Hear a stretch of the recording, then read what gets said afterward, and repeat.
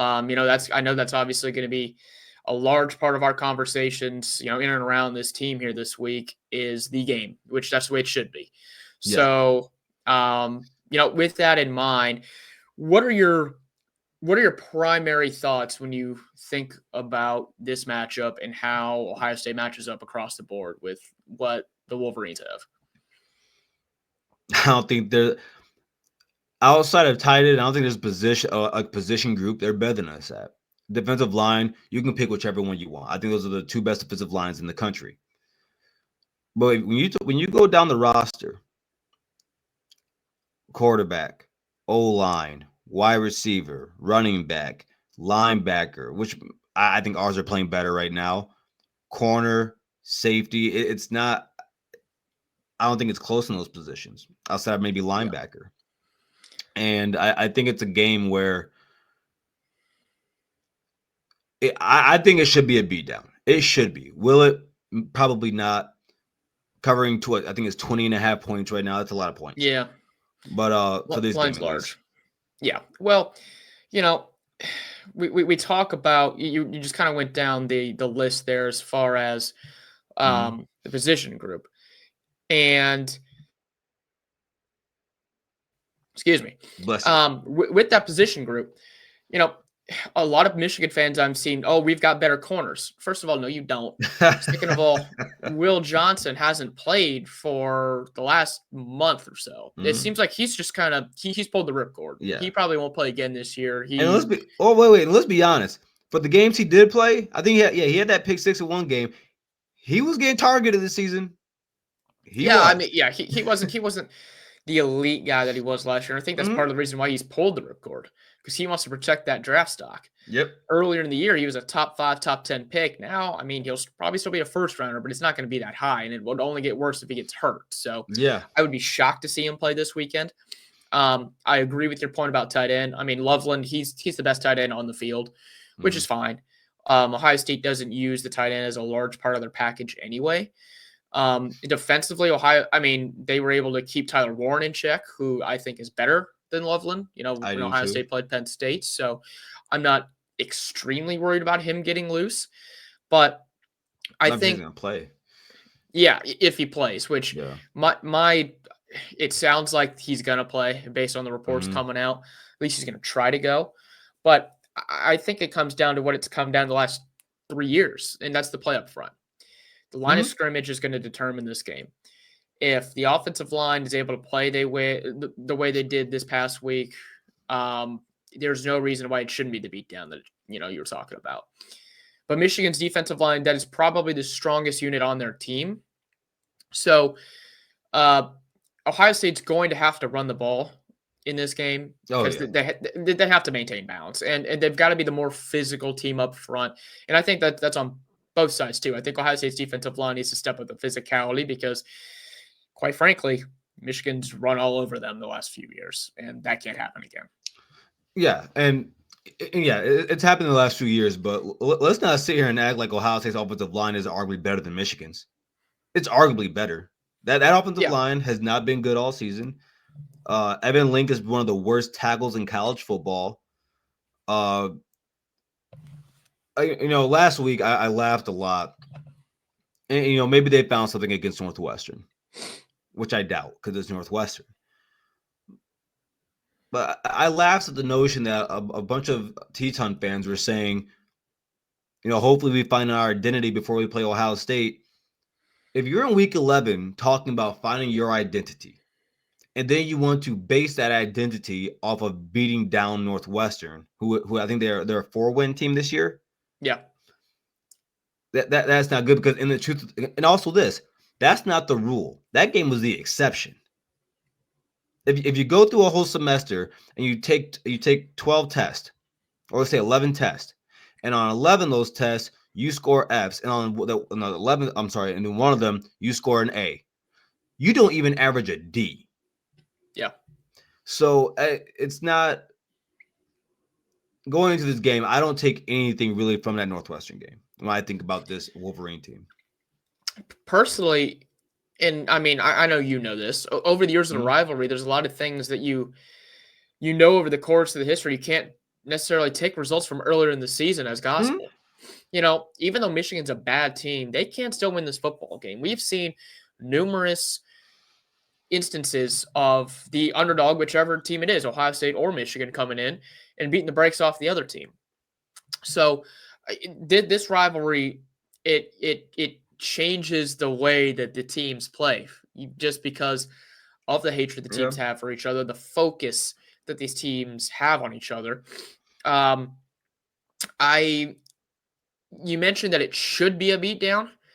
You're absolutely right. It should be a beatdown based on on paper, based on how they line up on paper. Not even. Well, here's my thing.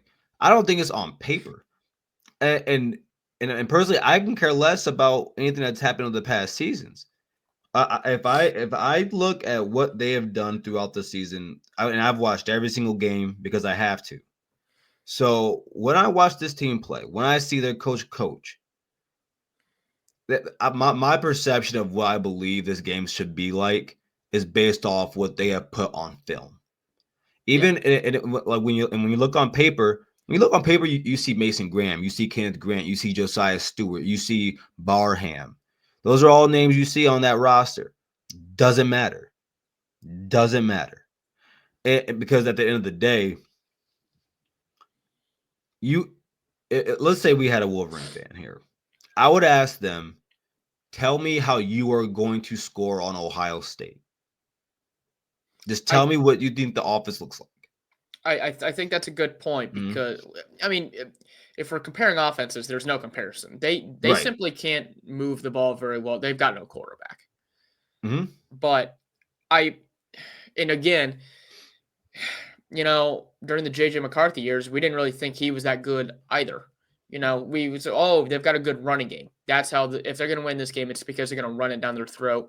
And then if Ohio State just stops that, JJ's not going to be able to make enough plays to really take them to a victory. Unfortunately, that did happen just because there were some big plays. Now, some of those were fluky plays, but those were plays that were still that were still made, and they could still run the football. Now, Michigan, he was also he was the best quarterback on third down last year. I mean, he threw 74%. Yes, and Michigan can still run the football at times this season. It hasn't been with Donovan Edwards. Donovan Edwards seems, for whatever reason, he seems washed. I don't know what the hell happened to him, but he can't get into the second level and do anything. So it's Mullings who I'm right. I've been calling that since last year. Yeah, but it's Mullings. So he's got 832 yards and 11 touchdowns on the year, and he is by far their leading rusher. And correct. He's someone that does have that breakaway speed when he gets to the second level. And he's someone that does have some power. He can run up the middle and not be phased by going to there. I mean, he's averaging 5.4 yards a carry. That's not a huge number. But again, you run it twice, that's a first down. So he is someone that Ohio State, I think, absolutely needs to stop. I am not worried about their passing game even a little bit. With all the different quarterbacks they've had 11 touchdowns and 10 interceptions. And that's for all of the quarterbacks combined.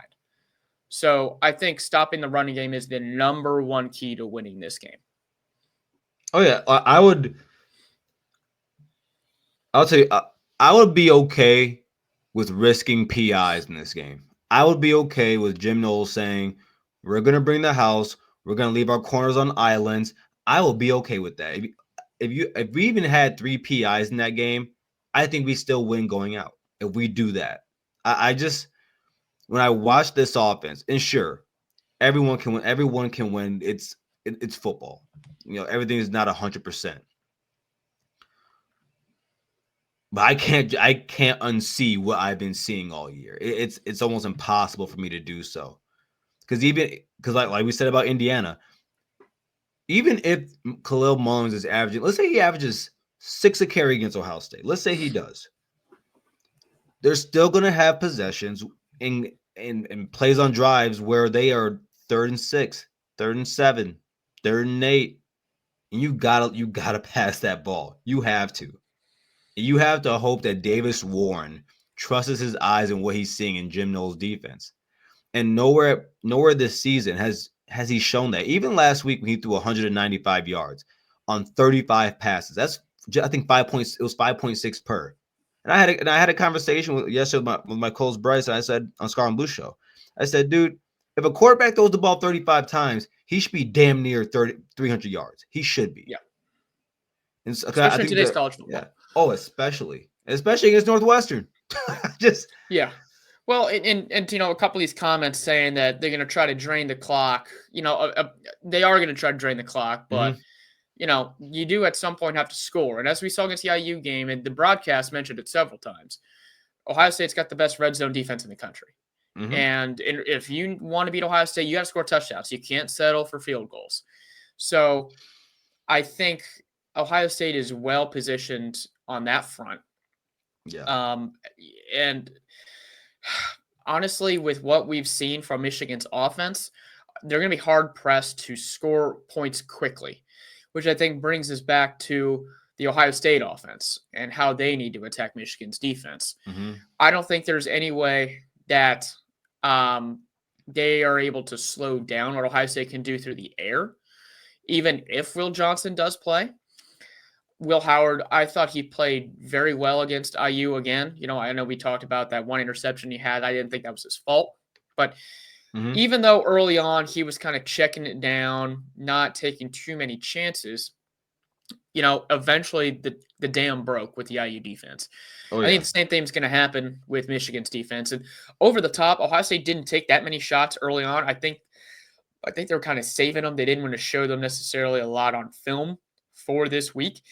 And I can guarantee you Chip Kelly has something up his sleeve for this week offensively. So I think, and Ryan Day, with all of the talk about how the fact he can't beat Michigan with his own players, the only time he's won was with Urban's guys, he's going to want to score 50 on them.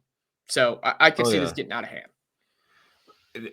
If Ryan Day has the chance, or he knows he can put it on them, he will. I look back at that Clemson game in 2020. Yeah. Ryan Day could have called the dogs off a while ago in that game. He was still pissed off on what happened the year before. And while we're up, almost 20, I think over 20 points at that moment, he still decides to throw the ball deep to J-Mo. Still decides to do it. And I hope, and dude, I've been saying this all season. All I want to see is hellfire and brimstone rain on this team. That's all I want to see Ohio State do to them. It's obviously all I want to see too. And if these two teams play their A games, if both of them, let's say both of them play as best as they possibly can, Ohio State should still win that game by 3 touchdowns. They should still cover that spread. That's how much more talent Ohio State has. Yes. Now, obviously, I don't think they're both going to play their A games. I still haven't seen a game, and maybe you disagree with me this on Garrison, but I still haven't seen a game where Ohio State has played a complete A+ game this season. No, they have not. I think they've come close. That Purdue game was as close as I think they've gotten. I mean, they obviously shut out the Boilermakers. It was good to see, but even then, there were still some moments that they could have done better. So I still think their best football could be to come, and it could come in this game. Yeah, and and going right here, Daniel Henry right here. Yep. This will be a Will Howard legacy game. It definitely can be. It definitely can be. If Will Howard was to go out there,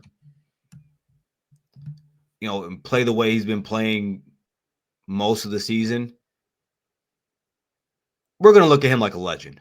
We're going to. Especially if he were to go and win the Big Ten title and win a national championship, he would be a legend forever in Columbus, Ohio.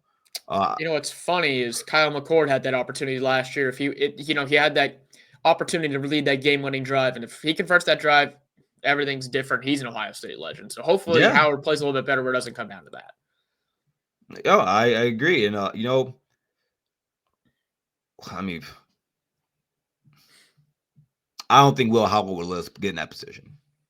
I don't think so either, and I don't think it's necessarily even all up to Howard. Like I mentioned, I think Kelly is going to have a really good game plan for this Michigan defense. And this is a game they work on all year. So this isn't going to be Yes. stuff that they're just implementing this week for practice. This isn't going to be how they prepare for Northwestern. They are going to prepare like they always do for the game. Now, I think their preparation is going to be better this week. These guys have talked about it. They're tired of the smack talk. And I'm pretty sure you saw this, that resurfaced TikTok from Samaj Morgan of Michigan after last week's game, or after last year's game. Calling out multiple Buckeyes, calling out Ryan Day.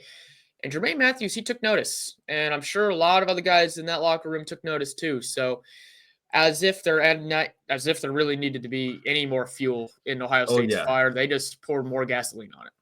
No, it definitely did. It was funny because I had a Wolverine fan comment on something about it. And he said that comparing him to Samaj, saying that he's just a gunner on punt return. I'm like, do you watch Ohio State football? Talking about Jermaine? Yeah. Yeah, I saw that. What are you talking about? It's clear some of these guys just don't have any freaking clue what they're talking about. They don't. They don't know that Jermaine Matthews with Will Howard out would literally be their best corner. He would be their, because I think he's the best corner at Ohio State already. He just doesn't start. I'm not quite gonna go that far. I am that I far. think he's gonna be really good. He's already really good. Will. I think he's only gonna get better. Yeah. And but real quick, I just want to touch on that. What you said about Coach Kelly, where Ohio State has a huge advantage in this game, is that we've seen a lot of games this year where Ohio State has had to play. We didn't have to, but we just played vanilla.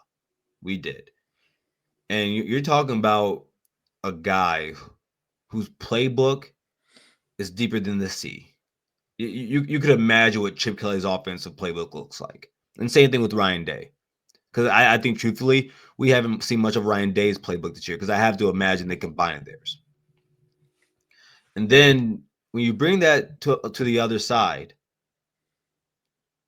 if you at this point for the Wolverines, you have 5 losses, which means that if you were going to hide something for this game, you probably should have used it in other games that you should have won.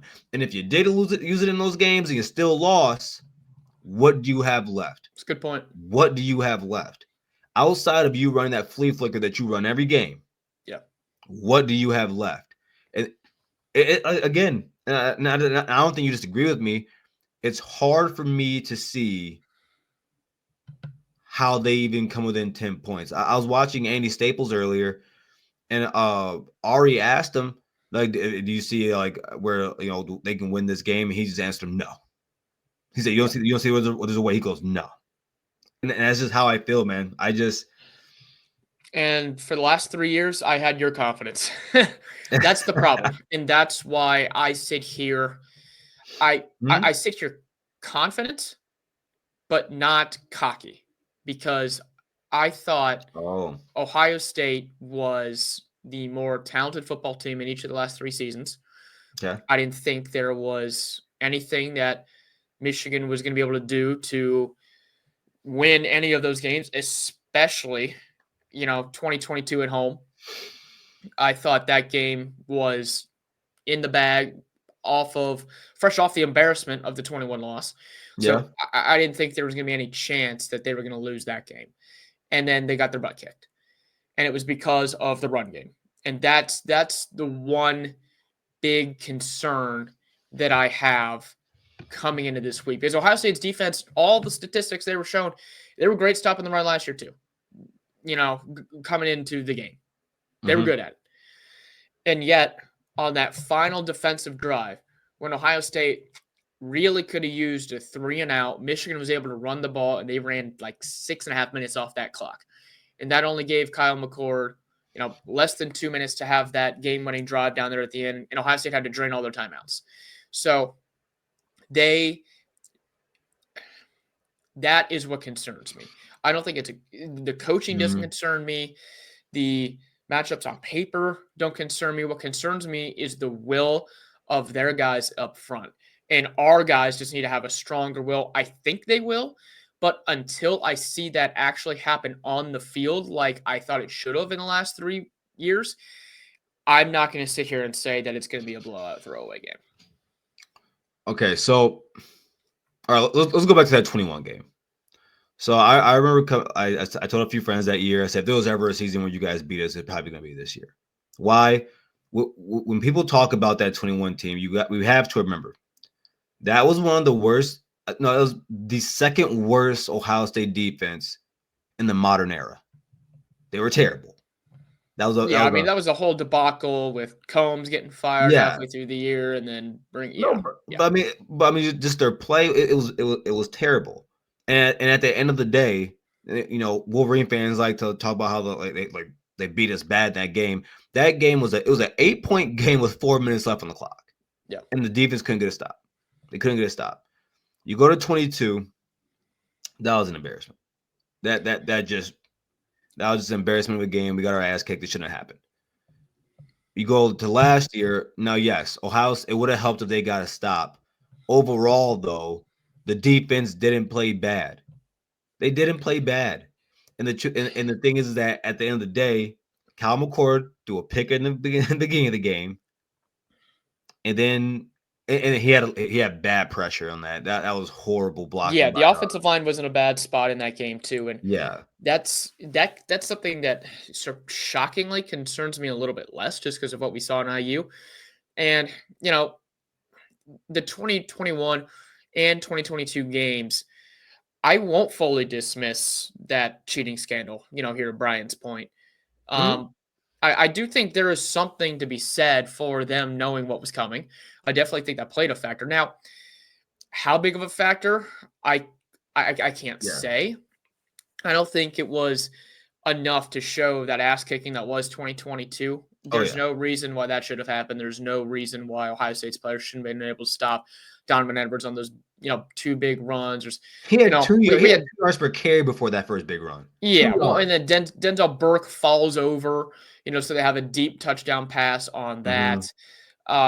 There's a lot of things that Ohio State screwed up that they still could have won that game. But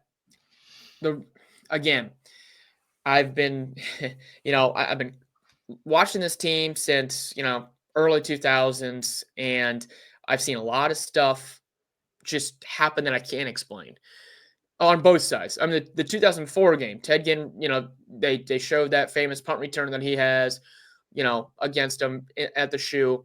Michigan was ranked 7th that year in the country coming into that game. Ohio State they finished that season with 4 losses. Again, that's similar to what we're looking at here. We're a highly ranked team. Michigan is 6-5. So it's not, that much different than that year. And Ohio State destroyed them. They obliterated them. And I think that comes back to the mentality of the coaching staff. And until I see that mentality from this current Ryan Day regime, I'm going to have a little bit of fear. Maybe fear is not the right word.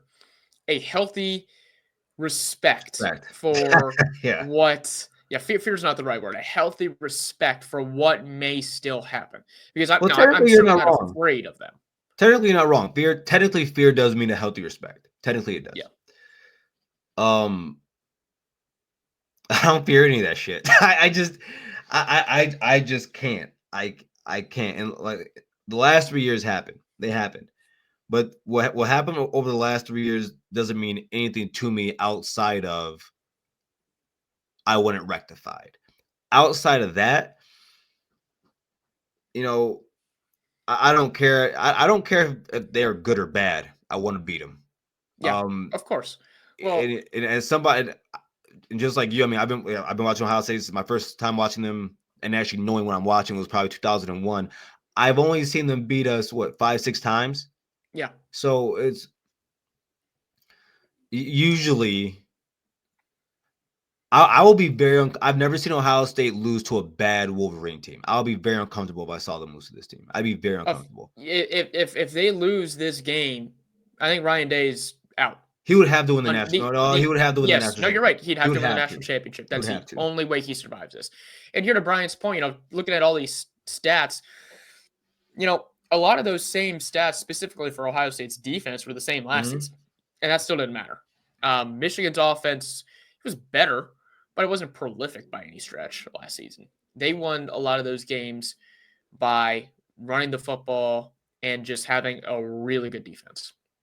So the stats don't matter, to me all that much. But yeah, I mean, here, of course, cheating is going to impact the outcome. But again, it's hard for me to definitively say that is the sole reason why Ohio State lost those games. Now, there was the 2021 game at Michigan. It was snowing. Allegedly, a lot of the team had COVID or had the flu. It was the flu, actually. And so, they weren't feeling their best going into that game. Again, that still shouldn't matter. If you're the better team, and if you're the better coach team, you should still be able to have enough depth to go out there and get the job done. 2022, they didn't have any of those excuses as far as sickness goes. Yeah, the cheating was still going on. But again, not to the effect where they should have lost by double digits at home. The final game of the year, knowing that if you win that game, you go to the Big Ten championship and you go to the college football playoff. So I think this year's team is a different team. It's built differently, specifically on offense. This is a team that wants to run the ball first. Now, whether or not that's the most successful part of their offense on a game-to-game basis is, remains to be seen. They can move the ball however the way they see best fit for that particular opponent on that day, which is not something I think they could have said even a year ago. Yeah. No, I agree. And so this is how I feel about the whole cheating thing. You cheat for a reason. And again, and same thing Mark said. You do it for a reason. If you put stickum on your gloves, you do it for a reason. So I'm not going to sit here and say they didn't get an edge from that. And like I'm the biggest. Like when it comes to the whole cheating scandal thing, and maybe a lot of Buckeye fans might not like to hear this. I truly care less to talk about it. I truly do, and the reason why. I like talking about it because it pisses Michigan people off. No, it does. It does. It really does. But for me, until I see what actually comes of it, I guess I got tired of it because Wolverine fans couldn't understand or even comprehend what was actually happening. It's almost like when they say it's just a cheeseburger. No. You broke COVID protocols. Yeah. And that was after the university came out and said that they were ahead of everybody in the conference and COVID, that they knew how to handle it and all that. Well, it's because Michigan fans, they only want the rules to work for them. Ohio State allegedly spent $20 million on this team, and now they're all about buying Bryce Underwood. It's just hypocrisy. Exactly.